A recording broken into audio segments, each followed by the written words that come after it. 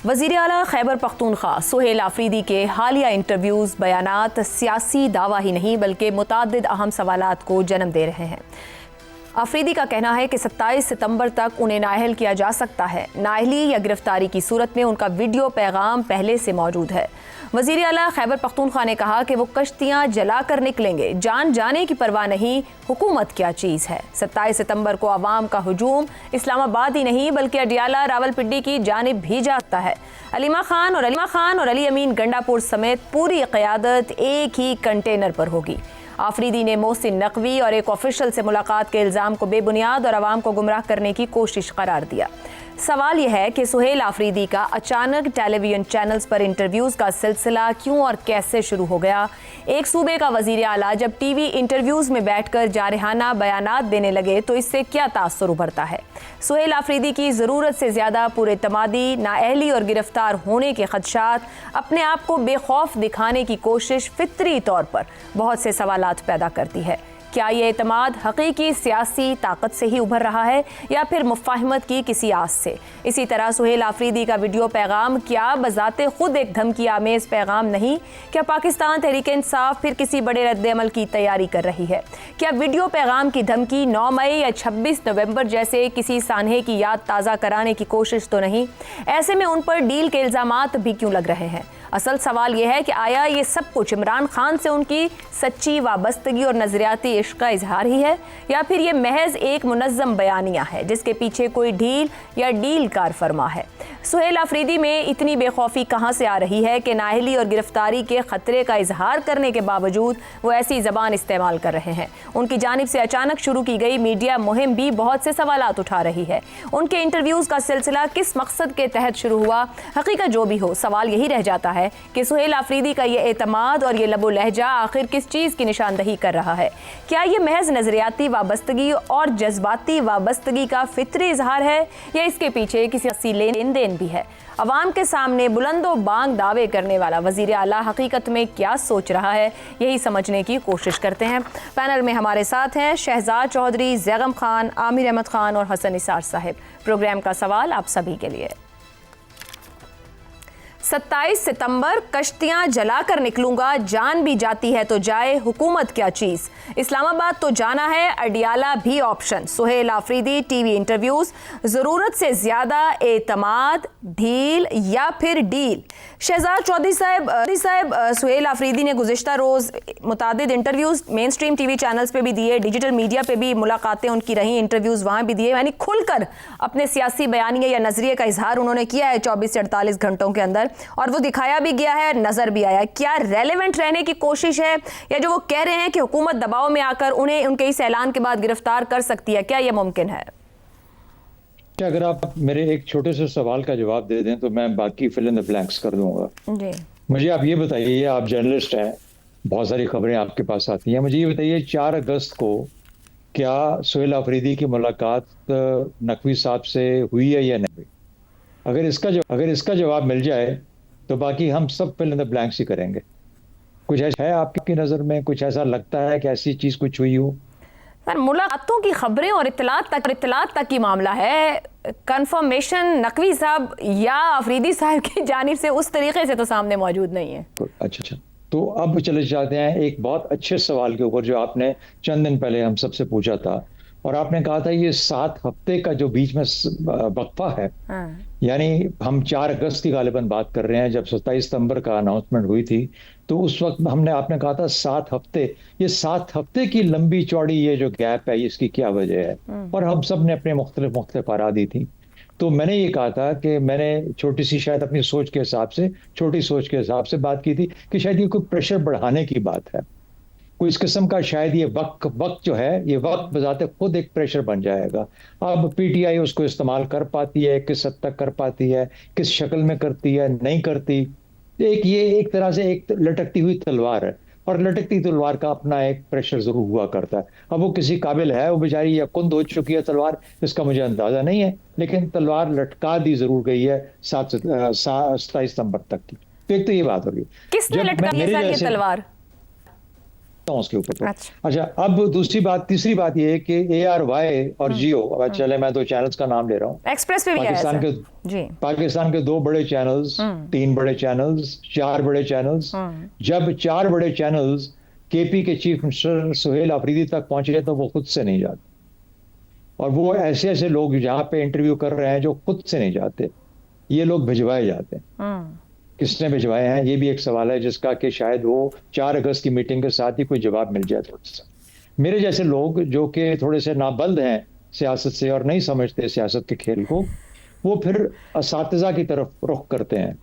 तो उस्ताद हसन निसार साहब का कहना है कि उन्होंने फरमाया, और बहुत दफा फरमाया हमारे प्रोग्राम के ऊपर, उन्होंने कहा कि something has to give, it can not be the same forever, something has to give.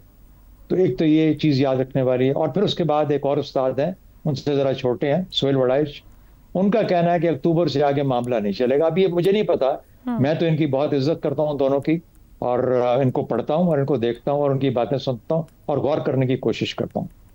अच्छा, ये इन दोनों का ये ख्याल था जो कि सामने आ गया। अच्छा, अब मैं इन दोनों उस्ताद के बाद एक होता है उस्ताज। अब ये उस्ताद की फारसी या अरबी की कोई वो है शक्ल, अब मुझे नहीं मालूम, लेकिन आमतौर पर जब किसी बहुत बड़े उस्ताद का जिक्र करते हैं तो उसका उस्ताज के नाम से लिया। तो जो बड़ा उस्ताद है उसने हलचल मचा दी है सारे हमारे निजाम के अंदर। PPP को ये नहीं पता कि सदर की कुर्सी बचेगी या नहीं बचेगी, AJK में जो हो रहा है वो हमें मिलेगा कि नहीं मिलेगा, वो कहाँ तक मिलेगा, ये कौन करवा रहा है, ये क्या हो रहा है, ये हमारा क्या हाल बनेगा, वगैरह वगैरह। सिंध के ऊपर प्रेशर अलहदा है। PMLN बेचारी वैसे ही उनका तख्त थरथरा रहा है इस वक्त कि PPP हट गई तो क्या होगा। बेचारी कह दिया आपने तो PMLN को, जो हुकूमत कर रही है बड़े सूबे और विफाक में। जी तख्त पे, जी बेचारी वो तख्त थर्रार रहा है ना इस वक्त। तख्त पे बैठा बेचारा ही होता है। हाँ, बेचारा ही होता है। तो ये जो उस्ताद के थ्रू आते हैं, ये सब ऐसे ही आते हैं। अच्छा, और फाइनली PTI, जिसको ढील संभालनी कभी नहीं आती, ये आपका सवाल का जवाब होगा। यस, उनको ढील संभालनी नहीं आती। अगर उनको ढील जो दी जाती है, जब वो संभालना आ जाएगा तो इस ढील को वो डील में कन्वर्ट कर क्या बात है शहजाद साहब। इनको जब भी ढील जाती है, ये अपने आप को भी खराब करते हैं, दूसरों को भी खराब करते हैं और सारे निजाम को खराब करते हैं। तो इंतजार कीजिए, 7 हफ्ते का वक्फा है, इसमें इतना कुछ खेल खेला जा सकता है कि ये सब का सब धड़ाम होके गिर भी सकता है। PTI का जो खेल है, ढील है, वो भी ढील की तरफ से हर तरफ से टूट भी सकती है। और जो मामलात हैं 28वीं तरमीम की शक्ल में शायद आपके पास कुछ ना कुछ इसका हासिल आ जाएगा। अब ये मैं हाइपोथेसिस दे रहा हूँ, मेरे पास कोई इन्फॉर्मेशन तो नहीं है, मैं तो आपकी बात नहीं, आपने दरिया को कूजे में बंद कर ही दिया है, सब कुछ उठा के पूरा सियासी एनालिसिस कर दिया, ये कहते हुए भी कि मैं इधर उधर से असातिज़ा से सीख रहा हूँ और समझ रहा हूँ, लेकिन क्या आप सब कुछ गए हैं आखिरी जुमले तक आते आते। आमिर अहमद खान साहब, ये जो सुहेल अफरीदी साहब ने इंटरव्यूज दिए हैं और इसके अंदर वो आगे कहते हैं कि मैं कश्तियाँ जलाकर निकलूंगा, ना उन्हें हुकूमत की ज़रूरत है, और तो नाअहली की भी अपनी बात कर रहे हैं। इस सारी सूरत हाल में वो जिस 27 सितंबर की तरफ बढ़ रहे हैं, आपकी राय में सुहेल अफरीदी 9 मई और 26 नवंबर से बचकर ये 27 सितंबर बर्पा कर पाएंगे? अच्छा, बातें वही हैं जो चौधरी साहब ने कर दी हैं, ज़रा उनकी मुख्तलिफ तरह से करने की कोशिश करता हूं मैं। देखें, आपने कश्तियाँ जलाने का जिक्र किया ना, तो हमारी अंडरस्टैंडिंग पाकिस्तान की सियासत की ये है कि यहाँ पर सियासतदान जो है वो खुद ज़्यादा से ज़्यादा तीली और तेल ही लेके आ जाते हैं। उनकी कश्तियाँ जब जलाने का वक्त आता है तो वो कोई और ही जलाता है। अगर आप इस पस मंज़र में इस डेवलपमेंट को देखें तो मुझे आयशा इंज़मामुल हक याद आते हैं। वो बड़े अच्छे बैट्समैन थे और बड़ी तारीफ होती थी उनकी दुनिया में, लेकिन ब्रिटिश कमेंटेटर्स उनके बारे में कहा करते थे कि जब ये बैटिंग कर रहे होते हैं ना, बेशक वो अपनी सेंचुरी के भी करीब हों, तो दिल करता है, उनकी बॉडी लैंग्वेज इतनी सुस्त होती है कि दिल करता है कि उनको जाके ग्राउंड पे झंझोड़ दिया जाए। तो मुझे लगता है कि ये भी इस हुकूमत को एक झंझोड़ने की ही कोशिश की जा रही है, क्योंकि जैसे कि चौधरी साहब ने फरमाया ना, हम सब जानते हैं कि पाकिस्तान में मीडिया कल्चर क्या है। यहाँ पर इस तरह के इंटरव्यू, ख़ास तौर पे भड़कीली बातें एक बड़े अहम शख्सियत की जानिब से, वो खुद ब खुद ही टीवी चैनल्स के ऊपर इस तरह के इंटरव्यू नहीं चले जाते। अगर रोकना हो किसी को तो वो रोक लेता है। फिर मुझे याद आती है बिलावल साहब ने भी 2022 में एक लॉन्ग मार्च की थी। उस लॉन्ग मार्च का मकसद ये नहीं था कि फ़ौरन ही हुकूमत पलट दें, बल्कि वो एक तरह से एक आखिरी वार्निंग के तौर पे शुरू की गई थी कि शायद इमरान खान साहब को होश आ जाए, वो अपने तौर तरीके ठीक कर लें और उस निज़ाम को आगे चला लें। और जाहिर है कि जब उन्होंने आगे से इनकार किया तो फिर बात आगे बहुत बढ़ गई।